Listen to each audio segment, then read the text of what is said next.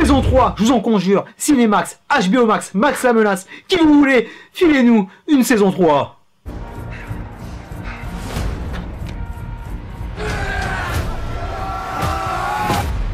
You win? You have to ask, really? Bah oui mon Sabi, surtout après cette saison qui a tutoyé les cimes de la perfection. Pas une rature, pas un pli, pas une seule bosse sur cette Rolls-Royce qui a confirmé avec cette saison 2 qu'elle pouvait légitimement faire partie de la cour des grands, voire des légendes. Qu'est-ce qu'il est chaud le rebeu, bordel! Warrior ne s'est pas contenté de faire aussi bien que son premier chapitre, il l'a pilonné en atteignant le next level dès les premiers épisodes. Il y a eu du lourd cette année dans les saisons en cours, mais personne n'a atteint un tel niveau d'excellence. Elle est allée tellement loin qu'elle est d'ores et déjà placée bien comme il faut dans le panthéon du rebeu. On va même faire une place sur la Blu-ray Tech. Ouais, moi je le veux en HD ce bordel. Car sincèrement mon frère Tang, je ne suis même plus objectif. Elle a littéralement arraché mon cœur, comme si peu de séries l'ont fait auparavant. En effet, en regardant ces émigrés chinois qui se débattent, j'ai l'impression de regarder ma propre famille, qui cherche à faire son trou dans ce bas monde, malgré les miettes et les merdes qu'ils encaissent. Et plus on avance, plus les promesses qu'on avait dans la saison 1 se cimente autour de l'Odyssée d'Assam, qui petit à petit va prendre un peu de recul, être placé au second rang et carrément disparaître de l'écran pour enfoncer le clou dans une série chorale par excellence. Qu'est-ce que c'est bon putain. Fini le Peaky Blinders Made in China, on est dans un The Wire kung-fu-esque avec son lot de personnages qui gagnent en profondeur, en complexité. Difficile de pas les aimer. Et quelle profusion de richesse à l'écran. Production, réalisation, costume, direction, acteurs, rythme parfait entre les épisodes. Et quelle mise en place, bordel, pour faire bouillir la marmite franciscanaise prête à exploser d'une minute à l'autre. Tellement la tension de ce chapitre laissera des traces dans les organismes. Des acteurs, des réalisateurs, des costumiers et aussi des téléspectateurs, bordel, j'arrive pas à m'en remettre. Aucun épisode ne ressemble à l'autre, aucun fight, aucune scène s'apparente à la précédente. Tout est fait dans le détail pour que le spectacle soit sensationnel, car on en prend plein la gueule pendant presque 10 heures. La guerre froide entre les Tang, les policiers entre corruption, examen de conscience et opium. Comment Lee, reprends-toi bordel! Les politiciens qui jouent la carte du populisme et surtout de la division pour mieux asseoir leur règne sur les classes populaires. Ça existe encore en 2020 ou c'est moi? Les Irlandais, les Chinois, même combat. Et enfin l'émancipation de la femme, déjà installée en saison 1, et s'étend avec l'arrivée de nouvelles protagonistes de choix et de charme. Ouais, parce que la Vega là... La baston, on y arrive. Les tribulations d'Assam qui a soif de vengeance sur sa sœur. Et bordel quel progrès qu'il a fait en pied-bouche, même au niveau du corps, le mec s'est training comme un ouf. Et de plus, il vient prêter main forte à Atoy, Sori Lagarta, ma nouvelle reine. I have no choice but to leave you and to force you. Dans une équipe de vigilante violente qui est là pour faire régner la justice. Bah ouais, c'était la sauvagerie à l'époque, les gars, fallait se défendre hein. Et en journée, il revient aux affaires avec les Hopway, en menant sa barque aux côtés de Yoon-jung, lui aussi époustouflant sous cette saison. Il devient bien plus qu'un sidekick, car il est l'égal de son frère d'armes.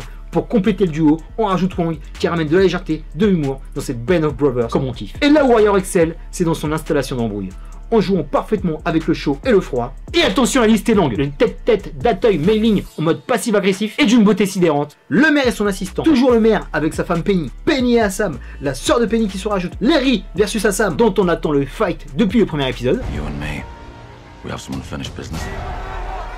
Well, when you're ready.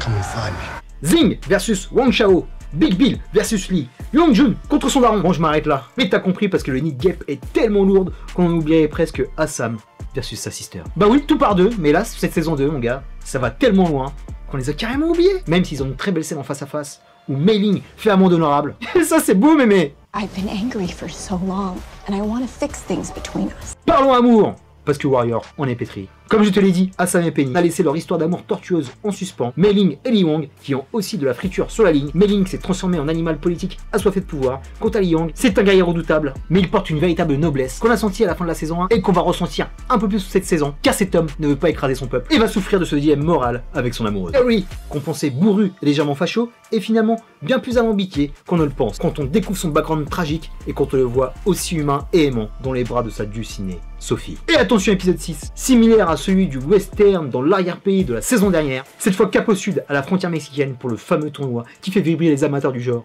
Moi le premier. Mais comme dans le précédent cité, il va te parler habillement de la société de l'époque, avec l'émigration mexicaine, qui se sont fait spoiler leur terre par les colons anglo-saxons. Bien que les bastons sont succulentes, les propos que veut mettre en avant la série sont le devoir de mémoire, le métissage et un possible amour pour Assam qui découvre une autre porte de sortie dans cette Amérique du tout est possible. Comme cette femme qui recueille des femmes asiatiques sur ces terres pour les sortir de l'esclavage sexuel, comme Chao qui est père. You know they're gonna hang him, right? Et nous ne sommes pas au bout de nos peines avec cet épisode 9 qui a marqué 2020 de son empreinte. Il y a tout sur cet épisode. Un crime de haine, une émeute raciale, la rébellion qui m'a fait gueuler comme un malade mental sur mon canapé à 10h du matin. Pardon voisin. Ils vont faire ressortir l'animal qui est en nous en sortant toute la palette de ce qu'on va voir dans une baston, de la violence sans retenue, du fist fight, des coups de chasse, du coup de gun et enfin du nunchaku. J'en pouvais plus. J'avais peur pour Andrew, mais il s'en est vraiment bien sorti. Parce que c'est pas facile de manier cette arme. Et la scène est parfaitement chorégraphiée. Et cette couleur, bordel, c'était la fin du monde.